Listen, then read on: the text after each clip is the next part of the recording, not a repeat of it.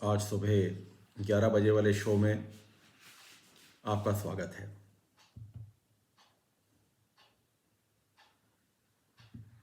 कुछ थोड़ी सी प्रतीक्षा कर रहा हूं। जिन साथियों को जुड़ना होता है उन्हें थोड़े समय की आवश्यकता होती है। धीरे धीरे लोग जुड़ेंगे।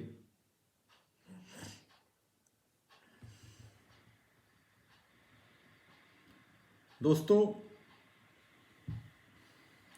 एक बहुत अहम मुद्दे पर अगले 3-4 दिनों के लिए अपनी बात को आज आरंभ करूंगा। और वो मुद्दा ये है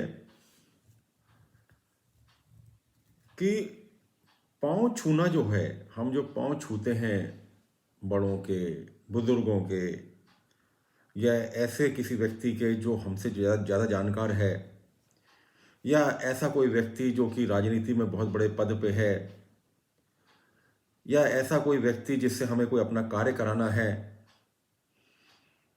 हम इन सबके पांव छूते हैं। और पांव छूना एक्चुअली हमारे संस्कृति में, हमारे समाज में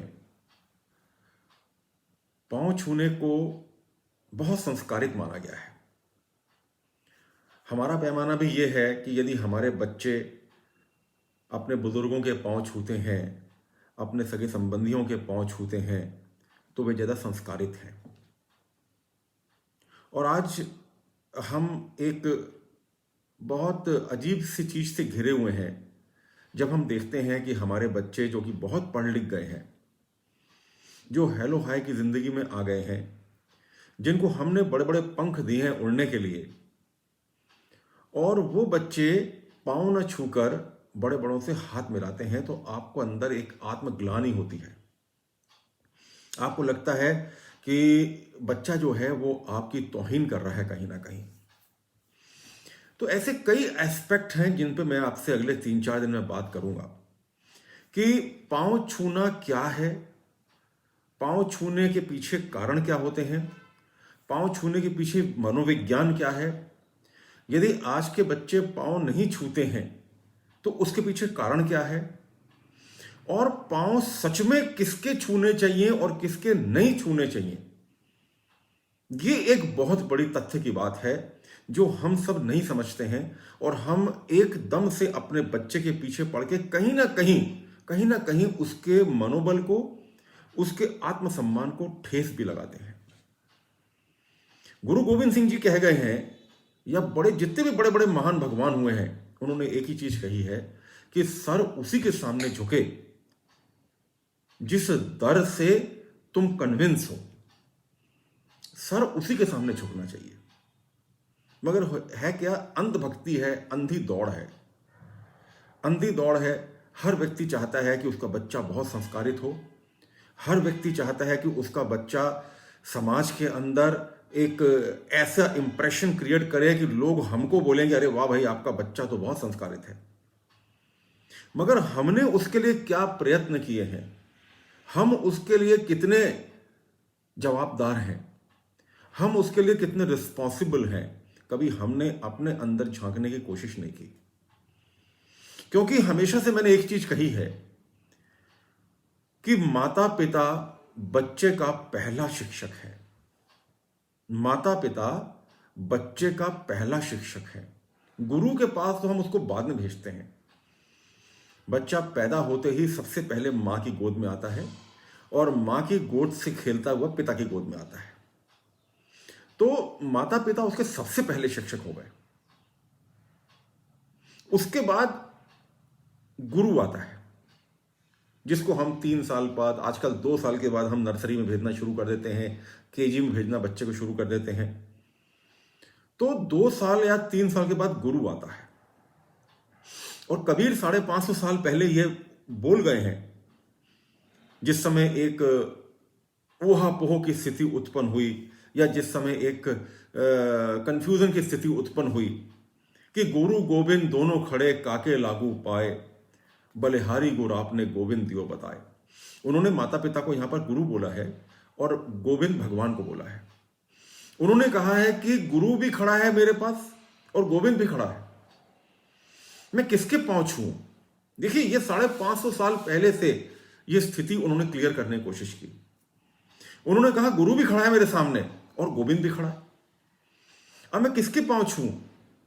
मतलब उनको भी उस वक्त कंफ्यूजन था, उसको भी उन वक्त कंफ्यूजन हुआ, मगर उन्होंने इसका कितना बढ़िया एक सॉल्यूशन दिया। उन्होंने कहा बलिहारी गुरु आपने, बलिहारी गुरु आपने गोविंद दियो बताए। मतलब यदि हम गुरु को माता पिता के स्थान पर रखें तो माता पिता आपकी बलिहारी है कि आपने हमें सही ढंग से सही चीज को बताया। तो सबसे पहले जो बात है, जब हम पांव छूने की बात करते हैं तो पांव छूने का पूरा मनोविज्ञान हम समझेंगे।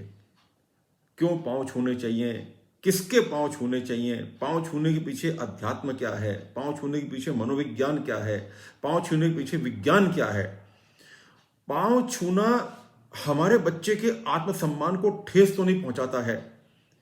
पांव छूने की कला क्या है, किस तरह से पांव छूने चाहिए, किस तरह से महिमा मंडन करना चाहिए किसी को, इसका एक बहुत बड़ा चैप्टर है। इसको हम बहुत गंभीरता से और बहुत तल्लीनता से देखेंगे। आज हमारा क्राइटेरिया यही रह गया है कि हम सिर्फ ये चाहते हैं कि समाज के अंदर हमारा बच्चा यदि हमारे साथ है और हमारे सामने कोई बड़ा व्यक्ति मिल जाता है तो उसके इमीडिएटली पांव छूने चाहिए, जिससे कि अगले के मन में ये इंप्रेशन जाए कि इनका बच्चा बहुत संस्कारित है। हम उसको बोलते हैं अरे पांव छुओ ना। अब मैं आपको अगली बार किसी दिन ये भी बताऊंगा कि हमें ऐसा क्यों बोलना पड़ता है कि अरे पांव छुओ। हमें ऐसा क्यों बोलना पड़ता है, हमें ऐसा उसको क्यों समझाना पड़ता है कि अरे तुम अभी खड़े हो, तुम्हारे चाचा है ये, पांव छुओ।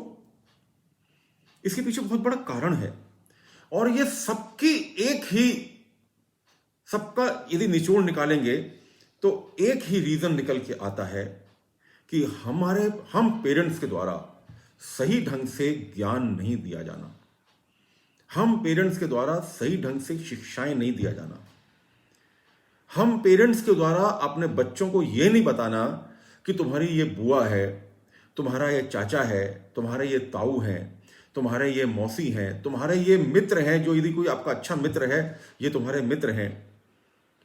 हम कभी भी उसको ये नहीं बताते हैं कि ये कौन है। हम सिर्फ ये एक्सपेक्ट करते हैं कि वो पांव छू ले। क्यों आपका बच्चा किसी के पांव छुए? क्यों आपका बच्चा किसी के सामने सर नवाए? वो दिन गए जब बच्चे आपके कंट्रोल में हुआ करते थे, जब बच्चे आपके अंडर रहा करते थे, छोटा मोटा पढ़ाई करके आपके साथ व्यापार में लग जाया करते थे तो आपकी बात मानते थे। आज आपके बच्चे बहुत बड़े बड़े पदों पे हैं।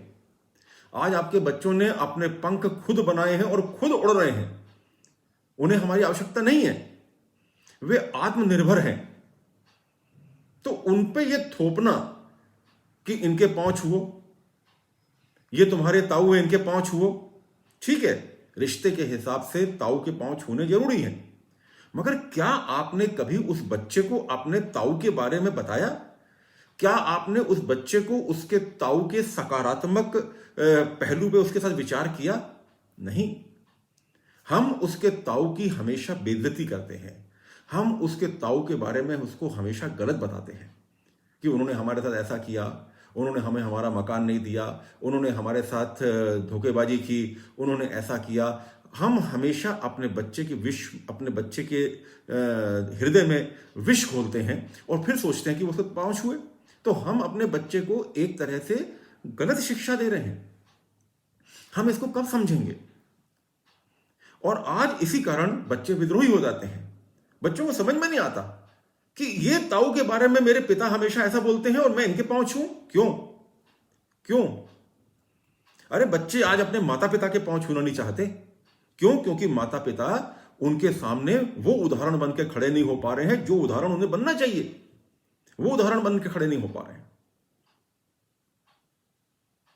आज हर व्यक्ति, हर बच्चा आज सोचने समझने की शक्ति रखता है।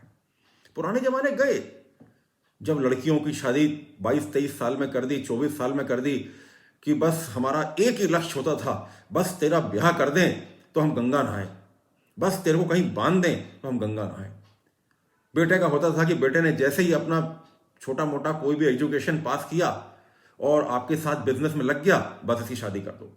अब बच्चे वो नहीं है, बच्चे पढ़ रहे हैं, बच्चे अच्छा कमा रहे हैं, बच्चे अच्छे जीवन पे विश्वास करते हैं। तो बच्चों को ये चॉइस करने का, ये चूज करने का हक है कि मैं किसके पांव पढ़ूं और किसके नहीं पढ़ूं। आप अपनी व्यथा तो उसको बताते हैं, मगर आप सोचते हैं कि वो आपकी बात माने और कुछ भी करे। बच्चे नहीं करेंगे आज। और फिर आपको अंदर से दुख होगा। आप अपने आप को कोसेंगे कि मैंने अपने बच्चे को क्या शिक्षा दी। क्यों? क्योंकि हम वो एग्जाम्पल अपने बच्चे के सामने बन नहीं पा रहे हैं। मैंने अभी अपने कुछ दिनों पहले वीडियो में कहा था कि हम रिश्ते नहीं निभाते हैं। हम रिश्ते नहीं निभाते हैं। रिश्ते नहीं निभाने से हम अपने बच्चों के जीवन में जहर घोल रहे हैं। हमें नहीं पता कि रिश्ते क्या हैं। हम अपने बच्चों के सामने अपने सगे संबंधियों की, अपने पड़ोसियों की, अपने दोस्तों की, अपने साथियों की बुराई करते हैं। उनके सब बुरे पहलू उनके सामने उजागर करते हैं और फिर हम चाहते हैं कि हमारे बच्चे उनके पांव छुए। तो बच्चा इस क्यों का आंसर चाहता है, इसलिए वो विद्रोह करता है। अरे जिस बुआ को आप सदा जिसकी आप निरादर करते हैं, जिसके विषय में आप उल्टा सुल्टा बच्चे के सामने बोलते हैं, वो बुआ सामने आ जाती है और उसको कहते हैं उसके पांव छू। तो बच्चा पांव तो छू लेगा, मगर उसके मन में क्या आएगा? ये एक ऐसा बर्निंग टॉपिक है जो हमें अपने बच्चों के लिए समझना होगा। अरे हमारी बहन के साथ, हमारे भाई के साथ, हमारे चाचा के साथ, ताया के साथ हमारे कुछ मनमुटाव हो सकते हैं, पर वो नीचे की जनरेशन पे क्यों परकोलेट हो, वो नीचे की जनरेशन में क्यों जाए? और फिर आप चाहते हैं कि आपके उस ताऊ के वो पांव छुए, उस ताई के वो पांव छुए। क्यों? बच्चा इस क्यों का आंसर मांगता है। ये एक बहुत ज्वलंत उदाहरण है और एक बहुत ज्वलंत टॉपिक है जो आने वाले 5 या 6 दिनों में, 4 या 5 दिनों में मैं आपके साथ डिस्कस करूंगा। And we have to think over on this. जो बच्चे आज बड़ी बड़ी पोजीशंस पे आ गए हैं, आईएएस, आईपीएस, कहां के डॉक्टर्स, इंजीनियर्स, एमबीए, बड़े बड़े इंडस्ट्रियलिस्ट बन गए हैं, वो आज सोचने में मजबूर हैं। वो अपने माता पिता को कटघरे में खड़ा करते हैं कि मेरे माता पिता तो इनके बारे में ऐसा बोलते हैं, और इसके बाद इसको पांव छूने को बोलते हैं। हम चाहते हैं कि चित भी हमारी और पट भी हमारी। ऐसा नहीं होता। आज इतना ही बहुत। आज इस प्लेटफॉर्म पे बहुत लोग जुड़े हुए हैं। मेरी बहन हरप्रीत ओबेरॉय, जिनके बेटे की आज मैरिज एनिवर्सरी है, शादी की सालगिरह है, वो जुड़ी हुई हैं। मेरी पत्नी जुड़ी हुई हैं। विजय माल साहब जुड़े हुए हैं। मुकेश कंसल साहब जुड़े हुए हैं। मैं आप सबका स्वागत करता हूं और अभिनंदन करता हूं। और इस टॉपिक पे मैं चाहता हूं कि आप सोचें, समझें, क्योंकि इस टॉपिक पे आगे चल के हमें बात करना है और हमारी सही सोच हमारे बच्चों को सही दिशा देगी और अच्छे बच्चे अच्छे समाज का निर्माण करेंगे और अच्छा समाज अच्छे देश का निर्माण करेगा और अच्छा देश एक अच्छे वातावरण का निर्माण करेगा जिसमें हम सब सुकून से सांस ले पाएंगे। बहुत बहुत धन्यवाद। Have a nice day.